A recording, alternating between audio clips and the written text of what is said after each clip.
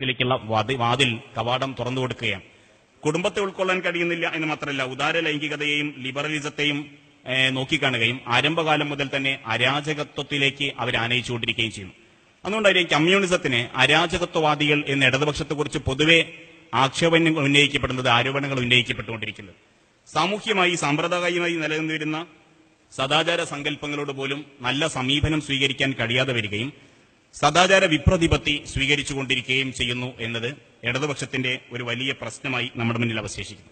കാലങ്ങളായി കാത്തു സൂക്ഷിക്കുന്ന സദാചാര മൂല്യങ്ങളെ സ്വീകരിക്കുന്നതിന് പകരം, അതിനെ ഉൾക്കൊള്ളുന്നതിന് പകരം നമ്മുടെ രാജ്യം ഇന്ന് വളരെ വലിയ ഭയാനകമായ പ്രതിസന്ധികളിൽ അകപ്പെട്ടുകൊണ്ട് മുന്നോട്ട് പോയിക്കൊണ്ടിരിക്കുമ്പോഴും അതിനെ രാഷ്ട്രീയമായി സാംസ്കാരികമായി അതിനെ നോക്കിക്കാണുകയോ ചെറുത്തു തോൽപ്പിക്കുകയോ ചെയ്യുന്നതിന് പകരം ഫാഷിസ്റ്റ് നമ്മളെ കഥകിൽ മുട്ടി അടുക്കള കയറി അകത്തു വന്ന് നമ്മളെ ഭീഷണിപ്പെടുത്തിക്കൊണ്ടിരിക്കുന്ന ഘട്ടങ്ങളിലും പുരോഗമന വിദ്യാർത്ഥി പക്ഷത്തിന്റെ നിലപാടെന്താണ്? മുസ്ലിം പെൺകുട്ടികൾക്ക് മഫ്ത കടം മേടിച്ചവരെ ഫ്ലാഷ് മോബ് കളിപ്പിക്കണം എന്നതാണ് ഇടതുപക്ഷ പ്രസ്ഥാനങ്ങളുടെ ഇപ്പോഴത്തെയും വരുന്ന നിലപാട് എന്ന് പറയുന്നത്. മുസ്ലിം സമുദായത്തെ കൃത്യമായി നോക്കിക്കാണാൻ കഴിയാതെ വരികയും അവരെ പുരോഗമനം പഠിപ്പിക്കണം, പുരോഗമനത്തിലേക്ക് അവരെ കൊണ്ടുവരണം എന്ന ലക്ഷ്യം സ്വീകരിച്ചുകൊണ്ട് ഇങ്ങനെ മഫ്ത കടം മേടിച്ച് ഫ്ലാഷ് മോബ് കളിക്കുന്നിടത്തേക്ക് ഇടതുപക്ഷ വിദ്യാർത്ഥി സംഘങ്ങൾക്ക്, യുവജന സംഘങ്ങൾക്ക് തരം താഴേണ്ടി വരുന്നു എന്നത് നാം അനുഭവിക്കണം.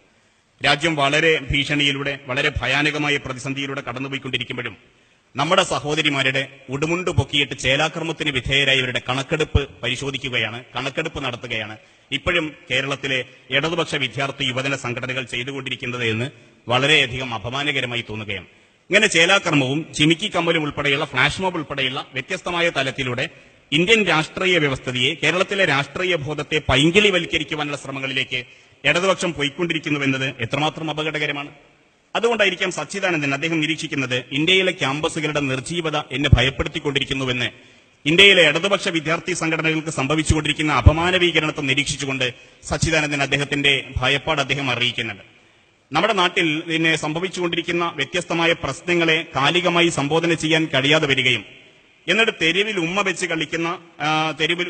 വെച്ച് കളിക്കുകയും മുസ്ലിം പെണ്ണിന്റെ മതേതരത്വ ആങ്ങളമാരായി കാവൽക്കാരായി രംഗപ്രവേശകം ചെയ്യുകയും ചെയ്യുന്നതിന്റെ പിറകിൽ ഇങ്ങനെയാണ് ഇടതുപക്ഷത്തിന് സംഭവിച്ചുകൊണ്ടിരിക്കുന്നത്. ഫാസിസത്തിന്റെ നിർവചനത്തെക്കുറിച്ച്, നിർവചന ശാസ്ത്രത്തെ ചർച്ച ചെയ്ത് തീർപ്പ് കൽപ്പിക്കുന്നതിന് മുമ്പ് അങ്ങനെ ഒരു ഫാഷിസം ഇന്ത്യയിൽ ഉണ്ടോ എന്ന വലിയ ചർച്ചകളിലേക്ക് പോയിക്കൊണ്ടിരിക്കുന്ന ഒരു ഘട്ടത്തിലും ഇന്ത്യയിൽ സാംസ്കാരിക ഫാഷിസത്തോട് ചേർന്ന് നിന്നുകൊണ്ട് തന്നെയാണ് ഇടതുപക്ഷത്തിന് പ്രവർത്തിക്കാൻ കഴിയുന്നത് എന്ന് അവരുടെ നയനിലപാടുകളെ അപഗ്രഥിക്കുന്നിടത്ത് നമുക്ക് ബോധ്യപ്പെടുകയാണ്. ഇസ്ലാമാണ് എപ്പോഴും പ്രതിസ്ഥാനത്തെങ്കിൽ ആ ഇസ്ലാമിനെതിരെ ഫാഷിസത്തിന്റെ പക്ഷത്ത് ചേർന്ന് നിൽക്കാനാണ് ഇടതുപക്ഷം എല്ലാ കാലത്തും ഇന്ത്യയിൽ, വിശേഷിച്ചും മുസ്ലിങ്ങൾ നിലകൊള്ളുന്ന ഒരു പ്രദേശത്ത് സ്വീകരിച്ചത്. മുസ്ലിങ്ങൾ ഇടതുപക്ഷ പ്രസ്ഥാനങ്ങളെ എങ്ങനെ വീക്ഷിക്കുന്നു എന്ന് ഉൾക്കൊള്ളുന്നതിന് പകരം മുസ്ലിങ്ങളാണ്, ഇസ്ലാമാണ് പ്രതിസ്ഥാനത്തെങ്കിൽ അതിനെ കടന്നാക്രമിക്കുവാനുള്ള ആസൂത്രിതമായ ആയുധം അന്വേഷിക്കുകയാണ് ഇടതുപക്ഷം എപ്പോഴും ചെയ്തുകൊണ്ടിരിക്കുന്നത്. അതായിരിക്കും മാർക്സ് മുമ്പ് മാനിഫെസ്റ്റോയിലൂടെ അദ്ദേഹം നിരീക്ഷിക്കുന്നതും മതം ഒരു അടഞ്ഞ ഭാഗമാണ്, മതത്തെ ഉൾക്കൊള്ളാൻ സാധിക്കുന്നില്ല, മതം ഒരു പൊതുപ്രശ്നമല്ല, ഒരു വൈയക്തികമായ പ്രശ്നം മാത്രമാണ് എന്നതിലേക്ക് ചുരുക്കി കൂട്ടി അതിനെ അവസാനിപ്പിക്കുവാനും എന്നിട്ട് ഇസ്ലാമിനെതിരെയുള്ള പുതിയ ആയുധങ്ങൾ അന്വേഷിക്കുകയും ചെയ്തുകൊണ്ടിരിക്കുന്നത് ശരീഅത്ത് വിവാദം മുതൽ ഫ്ലാഷ് മോബ് വരെയുള്ള മുഴുവൻ പ്രവർത്തനങ്ങളിലും ഇടതുപക്ഷത്തിന്റെ നിലപാടുകളെ, നീക്കങ്ങളെ നമുക്ക് ഇങ്ങനെ കാണാൻ കഴിയും. മുമ്പ് APJ അബ്ദുൽ കലാം ഇന്ത്യയിലെ രാഷ്ട്രപതി സ്ഥാനത്തേക്ക് മത്സരിക്കുന്ന ഘട്ടത്തിൽ അദ്ദേഹത്തെ പിന്തുണയ്ക്കുവാൻ ഇന്ത്യയിലെ ഇടതുപക്ഷ പ്രസ്ഥാനങ്ങൾ തയ്യാറായില്ല.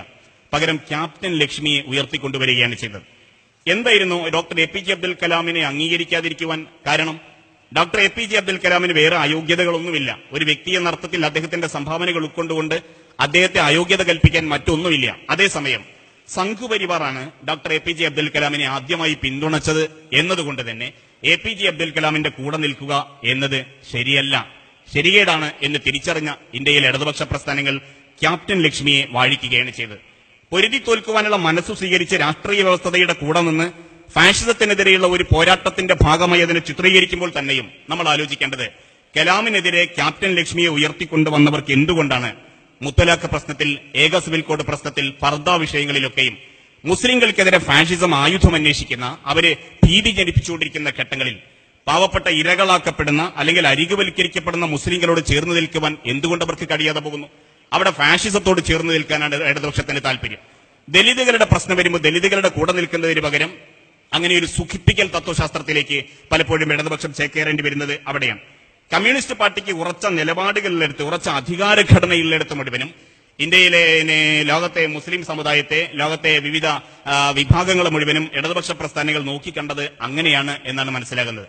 റഷ്യയിലാണെങ്കിൽ മാവോയുടെ നേതൃത്വത്തിൽ, സ്റ്റാലിന്റെ നേതൃത്വത്തിൽ, അതുപോലെ ചൈനയിൽ മാവോയുടെ നേതൃത്വത്തിൽ, കംബോഡിയയിലെ പോൾപോട്ടിന്റെ നേതൃത്വത്തിലേക്കുള്ള ഭരണകൂടങ്ങൾ എന്ത് സമീപനങ്ങളാണ് സ്വീകരിച്ചത് എന്ന് നമുക്കറിയാൻ പറ്റും. അതിന്റെ ഒരു ചെറുപതിപ്പായിരിക്കാം ഇന്ത്യയിലെ, കേരളത്തിലെ ക്യാമ്പസുകളിൽ SFIക്ക് ആധിപത്യമുള്ളയിടത്ത് ഇന്നും SFI ഒരു പുതിയ അസഹിഷ്ണുത പ്രകടിപ്പിച്ചുകൊണ്ടിരിക്കുന്നത്. തങ്ങൾ മാത്രം മതി എന്ന് പറയുന്ന നിലപാടിലേക്ക് മാറുകയും മറ്റുള്ളവരെ ജനാധിപത്യപരമായി ഉൾക്കൊള്ളാൻ പോലും കഴിയാത്ത ഒരു സങ്കുചിതമായ കാഴ്ചപ്പാടിലേക്ക് ഇടതുപക്ഷ വിദ്യാർത്ഥി സംഘടനകൾ ചുരുങ്ങിക്കൊണ്ടിരിക്കുന്നതിന്റെ ഒരു പക്ഷം അതായിരിക്കും എന്ന് ലോകത്തെ വിവിധ കമ്മ്യൂണിസ്റ്റ് രാജ്യങ്ങളിലെ അധികാരഘടനയെ വായിച്ചുകൊണ്ട് നമുക്ക് നിരീക്ഷിക്കുവാൻ സാധിക്കും എന്ന് തോന്നുകയാണ്. സർഗാത്മകമായ ധൈഷണികമായ ഒരു പാരമ്പര്യത്തെ, പുരോഗമനത്തിന്റെ ഒരു വലിയ അടയാളങ്ങളെ ഉയർത്തി പറഞ്ഞ ഒരു വിദ്യാർത്ഥി പ്രസ്ഥാനത്തിന്, ഒരു യുവജന പ്രസ്ഥാനത്തിന്, ഇടതുപക്ഷ സങ്കല്പങ്ങൾക്ക് അത്തരത്തിലുള്ള ആശയങ്ങളെ, അത്തരത്തിലുള്ള ദർശനങ്ങളെ സ്വീകരിക്കുന്നതിന് പകരം ആരോ വഴിയിൽ ഉപേക്ഷിച്ചു പോയ അജീർണം ബാധിച്ച ആശയങ്ങൾ സ്വീകരിച്ച് ആശയധാരയില്ലാത്ത ഒരു ആൾക്കൂട്ടമായി ഇടതുപക്ഷം ഇന്ന് അവസാനിച്ചുകൊണ്ടിരിക്കുന്നുവെന്നത്, ഇന്ന് അതിന്റെ അന്ത്യകൂദാശയിലാണ് എന്നത് നമ്മൾ ഉൾക്കൊള്ളേണ്ട ഒരു സത്യസന്ധമായ ഒരു കാര്യമാണ്. അവിടെയാണ് സച്ചിദാനന്ദൻ പറഞ്ഞ അദ്ദേഹത്തിന്റെ പ്രസ്താവനയുടെ ഗൗരവം നമ്മൾ വായിക്കേണ്ടത്. അത്തരത്തിലുള്ള ഇടതുപക്ഷ പ്രസ്ഥാനത്തിന്റെ പാളയങ്ങളിലാണ് ഫാഷിസ്റ്റുകൾ അവർക്ക് സ്വാഭാവികമായും പുതിയ സാംസ്കാരിക സ്വത്വം അന്വേഷിച്ചുകൊണ്ടിരിക്കുന്നത്. അവിടെയാണ് ഡിങ്കായിസ്റ്റുകൾ അവർ മുട്ടയിട്ട് വിരിഞ്ഞുകൊണ്ടിരിക്കുന്നത്. അവിടെയാണ് മാവോയിസ്റ്റുകൾ ചിറകടിച്ച് പറന്നുകൊണ്ടിരിക്കുന്നത്. അവിടെയാണ് ഞാഞ്ഞൂൽ സംഘങ്ങൾ അവർ പുതിയ പൊളച്ചിലുകൾ തേടിക്കൊണ്ടിരിക്കുന്നത്.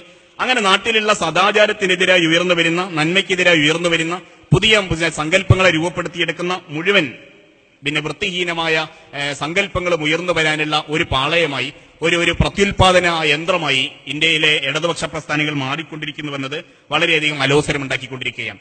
മനുഷ്യന്റെ ആത്മീയമായ, ആത്മാവ് ദാഹിക്കുന്ന ദാഹത്തെ പരിഹരിക്കാൻ ഒന്നും ഇടതുപക്ഷ പ്രസ്ഥാനങ്ങൾക്കാവില്ല എന്ന് മാത്രമല്ല, പാവപ്പെട്ട മനുഷ്യനോട് ചേർന്ന് നിൽക്കാൻ പോലും കഴിയാത്തതിന്റെ യുക്തി കൂടുതൽ അന്വേഷണ വിധേയമാക്കേണ്ടതുണ്ട് എന്ന് തോന്നുകയാണ്.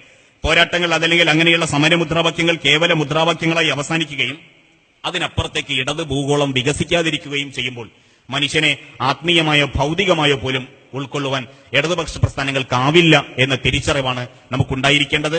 അസ്സലാമു അലൈക്കും വറഹ്മത്തുള്ളാഹി.